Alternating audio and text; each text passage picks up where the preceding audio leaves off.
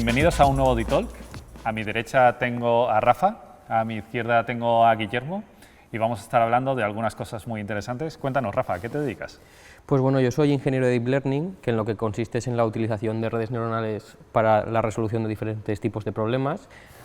Y estas redes neuronales en lo que consisten son en algoritmos que a partir de bases de datos, cuanto más grandes mejor, aprenden a resolver estas tareas de forma muy eficiente y por lo tanto se pueden automatizar ciertas tareas que antes de la aparición de este Deep Learning, estas técnicas de Deep Learning o redes neuronales no podían ser automatizadas. Por tanto, yo creo que podemos aprender mucho de unos de otros, no el mundo cripto, del mundo de la inteligencia artificial, porque al final el mundo cripto es datos, es exactamente todo datos y una recopilación muy grande de datos, transacciones, etcétera. Por tanto, veo una sinergia muy interesante entre mi mundo de aplicación e incluso el vuestro. Importante destacar también que yo no soy ningún experto en materias de Web3 y cripto y por lo tanto creo que puede ser muy interesante hablar con vosotros sobre todos estos temas. Yo tampoco soy ningún experto, Rafa, así que lo que haremos es preguntarle a Leif y que sea él el que nos ilustre. Yo soy el CEO y cofundador de Binext, que es un neobanco, a pesar de que el Banco de España no nos permite decir neobanco porque no tenemos una licencia bancaria, tenemos una licencia de entidad de dinero electrónico. Nosotros lo que hacemos es abrimos a los clientes cuentas, emitimos medios de pago sobre esas cuentas, lo mismo que harías con un banco tradicional.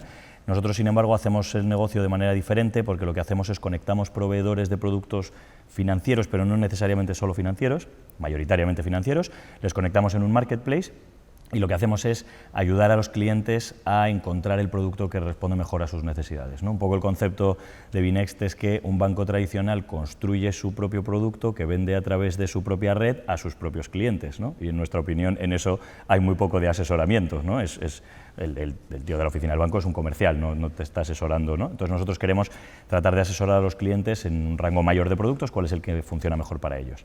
Y recientemente hemos empezado, trabajando con Bit2Me en algunos de esos proyectos, a explorar las posibilidades que la tecnología blockchain nos permite para construir productos financieros mejores, más rápidos, más baratos y tratamos de hacerlos más usables, tratamos de quitarle una capa de complejidad a toda la interacción con el Web3, que todavía creo que podemos estar de acuerdo que es bastante complicada, y tratamos de hacer productos que, siendo más sencillos, puedan ser accesibles a más gente. Entonces, en lo que decía Rafa, ha habido una cosa que me ha parecido muy interesante, porque, si me permites, Leif, una pregunta. Has dicho que vosotros podéis, con estos algoritmos, resolver tareas, ¿no? Pero ¿podéis predecir comportamientos también?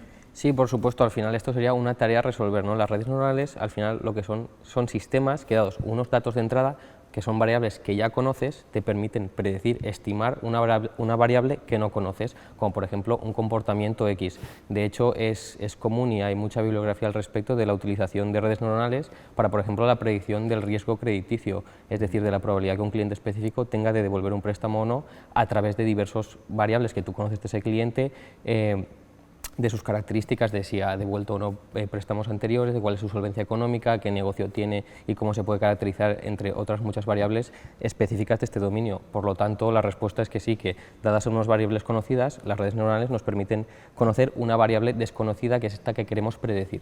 Entonces, o sea que nosotros, por ejemplo, para el caso de Binext, podríamos utilizar estos algoritmos para, con los datos que nosotros tenemos del cliente, que son mayoritariamente datos transaccionales, de cómo se comportan con su aplicación y su tarjeta, ¿no? Dónde gasta, bueno, por supuesto, quiénes son, pero sobre todo dónde gasta, cuándo, con qué frecuencia, qué cantidades, ¿no? Con eso, por ejemplo, podríamos predecir que un determinado cliente necesita un seguro para el coche o va a necesitar, yo qué sé, una hipoteca para su... O sea, predecir un poco qué productos pueden convertirse en relevantes para ellos próximamente. Sí, efectivamente, sí. De hecho, si Google, Facebook, etcétera, han conseguido tener el tamaño que tienes porque son empresas al final publicitarias, es decir, ellos a través de conocer muy bien a sus usuarios, sus búsquedas, sus necesidades, sus comportamientos, son capaces de hacer micro-targeting, es decir, publicidad muy enfocada a las necesidades del cliente. Por tanto, han conseguido una ventaja competitiva con respecto a otros, digamos, sistemas de publicidad, como podría ser, por ejemplo, la televisión, que es publicidad de masas, en la que no te muestran un montón de anuncios que tú no necesitas, sino que te muestran solo los anuncios que tú probablemente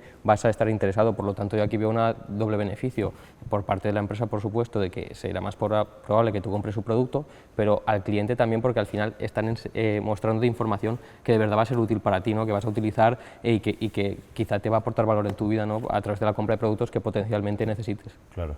Es que me parece súper interesante. Os voy a contar una anécdota de una cosa que nos pasaba en Binext al principio, que creo que ilustra esto que estás diciendo. Nosotros al principio no teníamos la cuenta y la tarjeta, solamente teníamos un marketplace en el que tú conectabas cuentas de otros bancos, tenías como tu posición global y luego nosotros teníamos conectados a algunos proveedores. Y la verdad es que aquello empezó a coger tracción bastante rápido para el tamaño y el dinero que teníamos entonces, ¿no? Pero empezó a coger tracción bastante rápido, pero claro, nos encontrábamos con que la gente se bajaba la aplicación, se daba de alta, conectaba las cuentas, se daba una vuelta por el marketplace y no volvía jamás, nunca volvían.